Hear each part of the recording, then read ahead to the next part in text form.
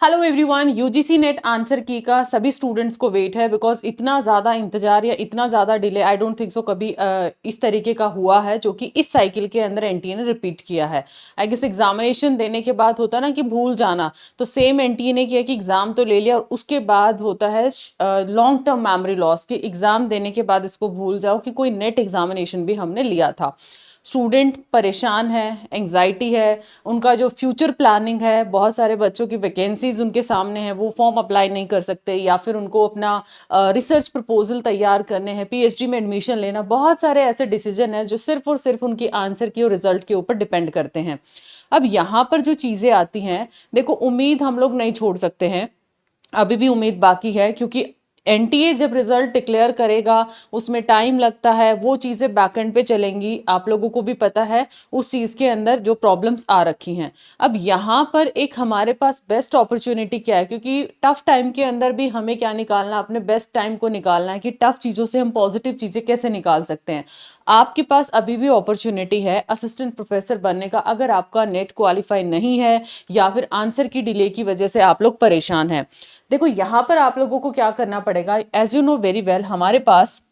या तो हमारे पास यूजीसी नेट होना चाहिए असिस्टेंट प्रोफेसर बनने के लिए, या फिर आप लोगों के पास सेट एग्जामिनेशन हो, या फिर आप लोगों का पीएचडी कंप्लीट हो, कुछ ना कुछ आपके पास होना चाहिए। अब जो यूजीसी नेट है वो नेशनल लेवल पे आप एलिजिबल हो जाते हो, किसी भी स्कूल किसी भी कॉलेज या यूनिवर्सिटी में आप अप्लाई कर सकते हो। सेट के अंदर आप सिर्फ उसी स्टेट के अंदर, और पीएचडी आप लोगों को, ये आप लोगों को पता ही है ऑब्वियसली, अगर आप नेट जेआरएफ के लिए बैठे हो, पीएचडी आपके पास नहीं है, तो ये तो 3-4 साल के बाद की कहानी है जब आपके पास यहाँ पर फाइनल डीआर आपके सामने लग के आएगा। तो अभी आपके पास अपॉर्चुनिटी क्या है, जस्ट आई वांट टू मतलब कन्विंस यू, या फिर मैं आपको बताना चाहती हूँ कि अगर नेट एग्जामिनेशन आपका आंसर की डिले है, रिजल्ट डिले है, अच्छा एग्जाम गया, बुरा गया, उन चीज़ों को हम लोग अगर एक साइड रखें, आई नो वो चीज़ें पॉसिबल भी नहीं है,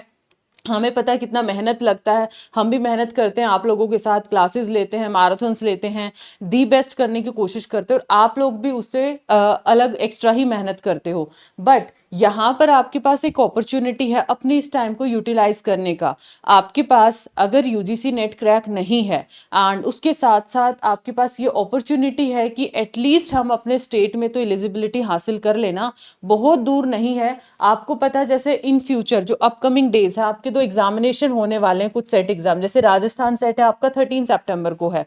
स्टेट लेवल पे है, कंपटीशन नेशनल लेवल की बजाय कम रहेगा,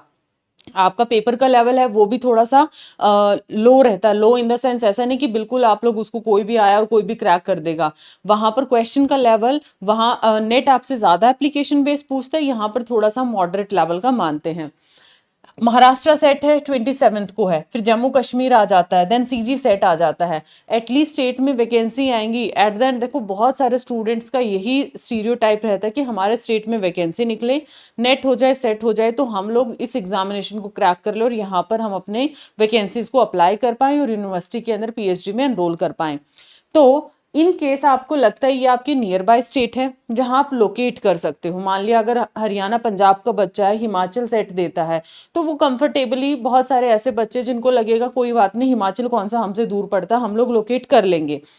यहाँ पर महाराष्ट्र के आसपास के जो बच्चे हैं या फिर जो राजस्थान सेट वाले जो बच्चे हैं जिन्होंने ये फॉर्म ऑलरेडी अप्लाई कर रखा है, कुछ की जैसे जेके सेट की अभी डेट बची हुई है, तो आप इन फॉर्म जिसकी डेट बची है उसके फॉर्म्स को अप्लाई कर सकते हो, और इस एग्जाम के ऊपर अब आप लोगों ने मेहनत करना है ताकि सेट एग्जाम फर्स्ट अटेम्प्ट में आप क्रैक कर पाओ। तो इन केस नेट नहीं है तो कम से कम आपको एलिजिबिलिटी चाहिए अपने स्टेट के अंदर, प्लान बी आप अपना तैयार रख सकते हो, क्योंकि अगर प्लान ए आपके फेवर में नहीं है तो प्लान बी तो एग्जीक्यूट कर सकते हो ना, हमेशा एक ही प्लान के भरोसे तो नहीं बैठ सकते। अब ये तो नहीं कि आंसर की डिले होगा तो मैं सेट की भी तैयारी करना छोड़ दूंगा या छोड़ दूंगी, एटलीस्ट इस पे तो अच्छे से काम करो। आपकी तैयारी बहुत अच्छी थी, आपने बहुत अच्छे से सिलेबस रिवाइज किया, पेपर 1 पेपर 2, थोड़ा सा एक फाइनल जो रिविजन है, मॉक टेस्ट है, प्रीवियस ईयर पेपर है कंसर्न सेट एग्जाम के, वो लगा लो, आसानी से आप इसको क्रैक कर सकते हो, और यहाँ पर एटलीस्ट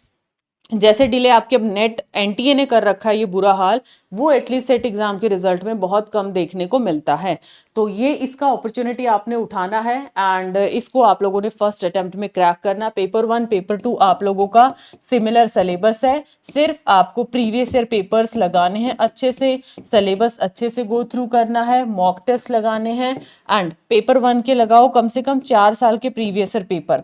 जो भी कंसर्न सेट है उसके प्रीवियस ईयर पेपर्स आपने लगाने हैं और 8-10 साल के लगा लो आप पेपर 2 के प्रीवियस ईयर पेपर। बहुत आसानी से आप इस एग्जाम को क्रैक कर लोगे और अपने स्टेट में अपनी एलिजिबिलिटी को पूरा कर लोगे। तो यहाँ एक बहुत अच्छा अपॉर्चुनिटी है जहाँ पर असिस्टेंट प्रोफेसर अगर आपका नेट नहीं है तो सेट के बिहाफ पे भी आप बन सकते हो। उम्मीद नहीं छोड़नी है आप लोगों ने, डीमोटिवेट नहीं होना है,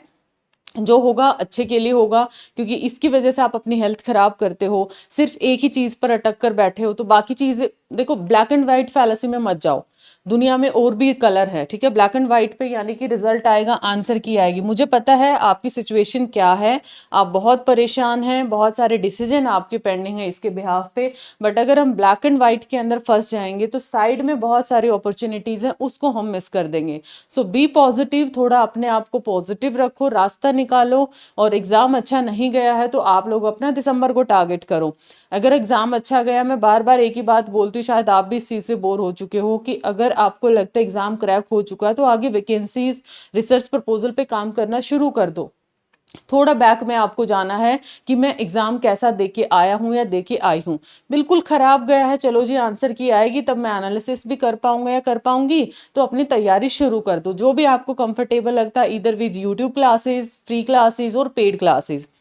now the one most important thing, जिसको पेड क्लासेस के साथ जाना है, जिसको सेट एग्जाम क्रैक करना है, या जिसको लगता है कि जी हमें बिल्कुल स्क्रैच से तैयारी करनी है, so guaranteed selection program is the best way. जहां पर ये बेस्ट वे क्यों है आपका, यहाँ पर आपके दो बेनिफिट सबसे बड़े हैं। अगर आपका दिसंबर 26 का एग्जाम क्रैक होता है तो आपको यहाँ पर असिस्टेंट प्रोफेसर का कोर्स एनरोलमेंट मिलेगा बिल्कुल फ्री।